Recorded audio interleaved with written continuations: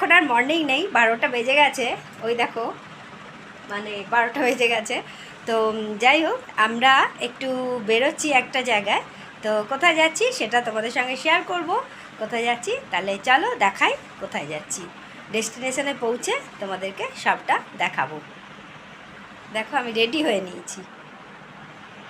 দেখো আমি রেডি হয়ে নিয়েছি, এই যে এই চুড়িদারটাই পরেছি।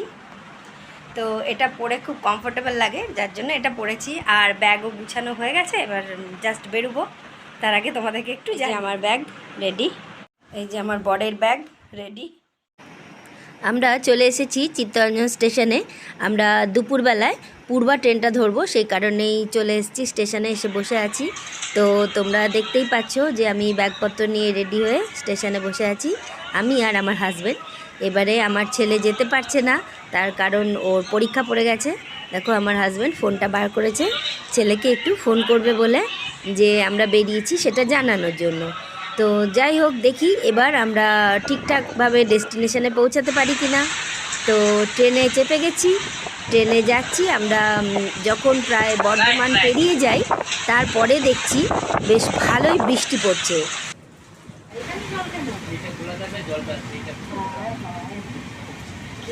বৃষ্টি হচ্ছে, ছবি তুলতে চলে এলাম। তো অনেকদিন পর এত সুন্দর বৃষ্টি পেলাম দেখতে। বর্ধমান স্টেশন থেকে কিছুটা এগোতেই এত মেঘ আর এত বৃষ্টি দেখে বেশ ভালো লাগছিল। ওয়েদারটাও কিন্তু একদম ঠান্ডা হয়ে গেছিলো। তো ওয়েদার যত আমরা এগিয়ে যাচ্ছি তত কিন্তু ওয়েদার এরকমই অন্ধকার, মেঘ, বৃষ্টি এরকমই ছিল। তো আমরা যাচ্ছি ধীরে ধীরে এগিয়ে। তো দেখো ট্রেনের মধ্যে আমি রয়েছি, ট্রেনের মধ্যে থেকেই একটু ভিডিও করলাম। তো বৃষ্টিটা পেয়ে ওয়েদারটা তো খুবই ভালো লাগছে, বাট এবার ডেস্টিনেশনে পৌঁছানোটাই সবথেকে বড় কথা। তো দুজনে একটু ট্রেনে বসে আছি। রেমাল ঝড়ের মানে ভ্রুকুটি তো মাথার উপর আছেই। তো সেই ঝড় নিয়ে মানে সেই ঝড়ের আশঙ্কা থাকা সত্ত্বেও বেরিয়ে পড়েছি আমরা। তো দেখো আমরা এবার পৌঁছে যাচ্ছি হাওড়া স্টেশনে। তো চিত্তরঞ্জন থেকে হাওড়া, এখন ঢুকছি আমরা হাওড়া স্টেশনে। হাই ফ্রেন্ডস, দেখো আমি হাওড়া স্টেশনে পৌঁছে গেছি। তো পিছনে দেখতে পাচ্ছ এটা হাওড়া ব্রিজ। তো আজকে সফরটা আমাদের এখান থেকেই শুরু হচ্ছে। এরপরে নেক্সট ডেস্টিনেশন কোথায় সেটা তোমাদের সঙ্গে শেয়ার করব। সঙ্গে থাকো আর দেখতে থাকো। আকাশ কিন্তু পুরো মেঘলা, বৃষ্টি হয়ে গেছে, মানে ভালোই বৃষ্টি হয়েছে একটু আগে। তো জল জমে রয়েছে, যখন তখন একটু একটু করে বৃষ্টি নামছে। তো এরকমই ওয়েদার আজকে। তো চলো, এই ব্যাড ওয়েদারের মধ্যেও কিছু করার নেই, বেরিয়েছি, দেখা যাক পৌঁছাতে পারি কি না। রেমাল ঝড়ের গতিবেগ, তার সঙ্গে যে বৃষ্টি, ঝোড়ো হাওয়া, সব কিছু শুনেও কিন্তু আমরা আজ বেরিয়ে পড়েছি।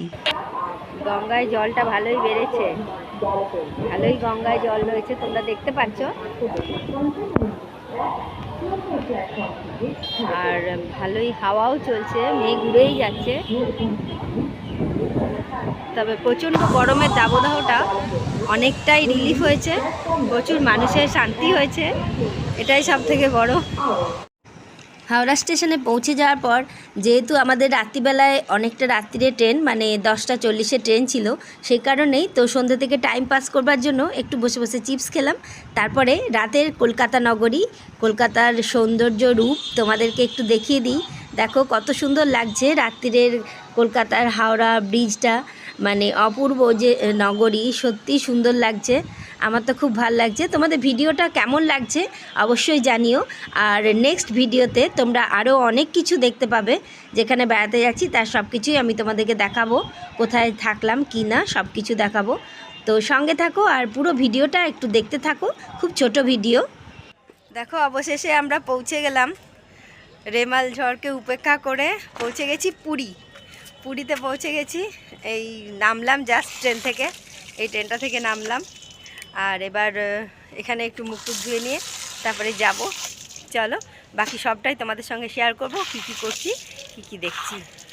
আমরা এখানে পৌঁছে তো গেছি, কিন্তু এখানে ওয়েদার কিন্তু দারুণ ভালো, একটুকুও কোনো ঝড় নেই, কিছু নেই। তবে জাস্ট শুধু মেঘলা, খুব ওয়েদার ভালো, কোনো ঝড় হাওয়া মানে ওই ধরনের কিছুই নেই। খুব ভালো এসেছি, জায়গাটা খুবই ভালো আছে, এখনও ওয়েদারটাও দারুণ আছে, একদম মাস্ত। তো চলো এবার অনেক লম্বা প্ল্যাটফর্ম, হেঁটে হেঁটে যাচ্ছি। আমার হাজব্যান্ড যাচ্ছে সামনে হেঁটে হেঁটে। ব্যাটারি চালিত এই গাড়িগুলো এখন সমস্ত বড় বড় স্টেশনেই থাকে, আর বিশেষ করে এই ধরনের তীর্থক্ষেত্রগুলোতে তো অবশ্যই থাকে। এগুলো ব্যবস্থা করেছে যারা বয়স্ক মানুষ তাদের জন্য, তো যাতে তারা মানে বেশি দূর হেঁটে যেতে না হয়, সেই জন্য এই ব্যবস্থা করা আছে। এর জন্য কিছু পে করতে হয়। তো দেখো আমরা তাহলে অবশেষে পৌঁছে গেছি পুরী।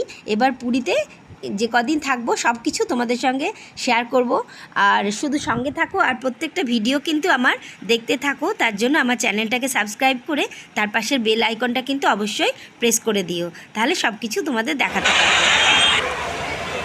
এই যে বিশাল সেট হয়ে গেছে, মানে এখানে মানুষ এইভাবে বেরোচ্ছে, ভিড় দেখো।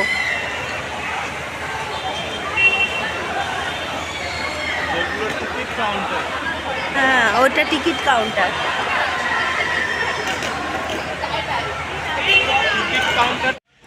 দেখো স্টেশন থেকে খুব সুন্দর বাস পাওয়া যায়, এটা সরকারি বাস, তো এখানে খুব সামান্য মূল্যেই তোমরা এই বাসটা অ্যাভেল করতে পারো। তো দেখো আমি সেইটা তোমাদেরকে জানিয়ে দিলাম। সি বিচের ধার দিয়ে বাস চলে এলো, এসে পৌঁছে গেল একদম স্বর্গদ্বারের মেন জায়গায়, যেখানে নেমে সমস্ত দিকে যাওয়া যায়। আর পুরীর প্রধান আকর্ষণ সমুদ্র সৈকত আর জগন্নাথ দেবের দর্শন, এই দুটোই প্রধান আকর্ষণ। তো দেখো আমরা বাসে করে খুব সুন্দরভাবে পৌঁছে গেলাম, আর খুব সহজেই পৌঁছে গেলাম একদম সি বিচ ধরে। দেখো চলে এসেছি, কত বড় বড় সমুদ্রের ঢেউ তোমাদেরকে একটু দেখিয়ে দিলাম বাস থেকেই। সবটাই আরও দেখাবো, তার জন্য পুরো ভিডিওটাতে দেখবে, সঙ্গে থাকবে, আর নেক্সট ভিডিওর অপেক্ষায় থেকো, আরও অনেক কিছু তোমাদেরকে দেখাবো। তো দেখো নেমে পড়েছি, সমুদ্রের ধারে এসে গেছি। এই হচ্ছে মেন স্বর্গদ্বার, আর এই দেখো চৈতন্যর মূর্তিটা রয়েছে, স্ট্যাচুটা, এই যে। আর সমুদ্রের অবস্থা দেখো, উত্তাল সমুদ্র। একবার তোমাদের একটু ভিউটা দেখিয়ে দিই, দেখো সমুদ্রের অবস্থা। স্বর্গদ্বারের এই মেন জায়গায় বা মেন লোকেশানেই কিন্তু আমরা থাকার ব্যবস্থা করেছি। তো সেটা কোথায় থাকবার ব্যবস্থা করেছি সেটাই তোমাদের সঙ্গে শেয়ার করি। আমরা বরাবরেরই এখানে এসেই থাকার চেষ্টা করি, কেন কি এটা মেন লোকেশান। তো দেখো এই হলো ভারত সেবাশ্রম সংঘ, এখানে থাকার কিন্তু খুব সুন্দর সুলভ ব্যবস্থা আছে। তুমি যেরকম ধরনের রুম খুঁজবে সেরকম ধরনেরই রুম থাকার ব্যবস্থা পেয়ে যাবে।